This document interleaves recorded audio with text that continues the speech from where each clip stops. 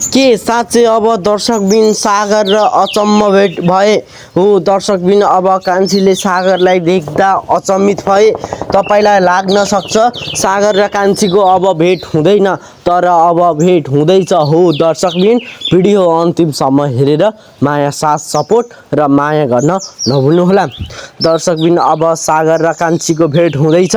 दर्शकबिन कान्छीले सागरलाई देखिसकेको छिन्। तपाईँले भिडियो अन्तिमसम्म हेर्नु हो भने सबै कुराको जानकारी पाउनुहुनेछ। दर्शकबिन सागरले कान्छीलाई र कान्छीले सागरलाई कसरी भेटे भने त तपाईँले थाहा नै पाउनुभयो होला। भिडियो अन्तिमसम्म हेरेर माया साथ र सपोर्ट गर्न नभुल्नुहोला।